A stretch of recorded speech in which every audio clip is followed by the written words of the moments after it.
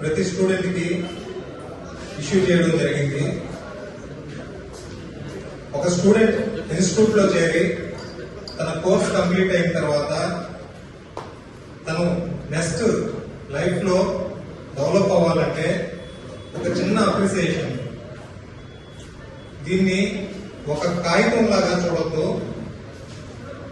ఒక ప్రోత్సాహం, ఒక కాన్ఫిడెన్స్ అనేటటువంటిది ప్రతి స్టూడెంట్ లో ఈ అప్రిసియేషన్ సర్టిఫికేట్ వల్ల డెవలప్ అవుతుంది.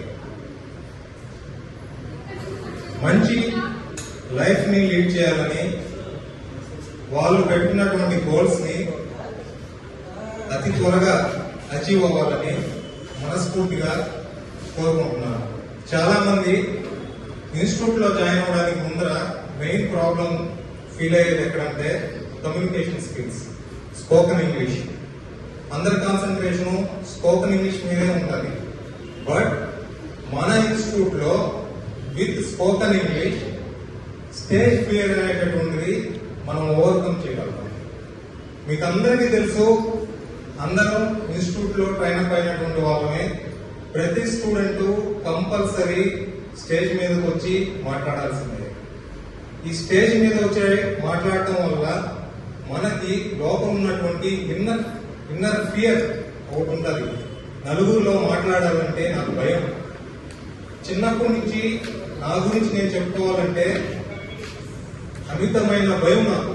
నలుగురిలో మాట్లాడాలంటే అట్లీస్ట్ వాళ్ళ ఫేస్ చూసి కూడా నేను మాట్లాడలేను. ఇటువంటి ప్రాబ్లమ్స్ మనకి ఎన్నో మన లైఫ్ లో మనల్ని స్ట్రక్ చేస్తుంటాయి. వీటి నుంచి నన్ను బయట వేసిన దానికి నేను ఫస్ట్ ఆఫ్ ఆల్ నా గురువు గారు మిస్టర్ రత్నకుమార్ పాగూర్ సార్కి స్పెషల్ గా my bottom of my heart I'm very thankful to you sir. ఈ స్టేజ్ ఫియర్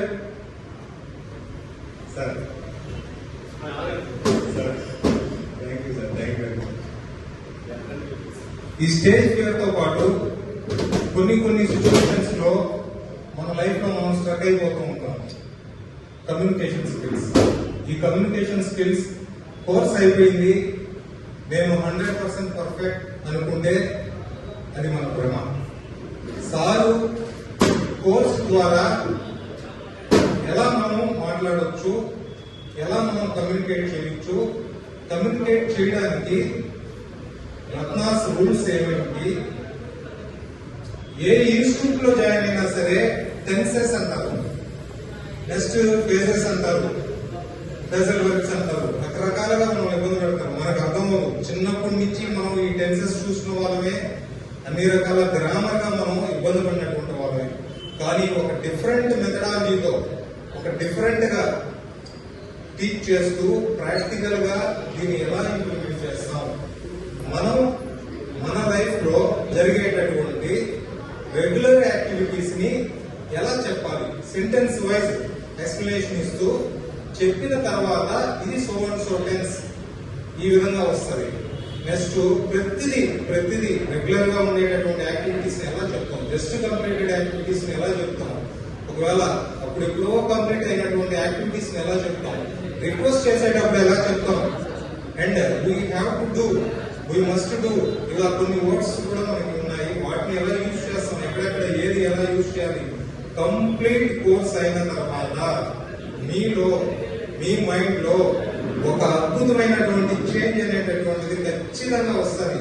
ఇది బయటికి మీరు చెప్పినా చెప్పకపోయినా ఖచ్చితంగా ఈ మార్పు అనేది మీ లైఫ్ లో మీరు డెవలప్ అవడానికి 100% ఉపయోగపడుతుంది.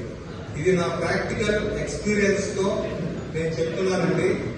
సార్ ఏదో స్టేజ్ మీద పొగడాలని కాదు,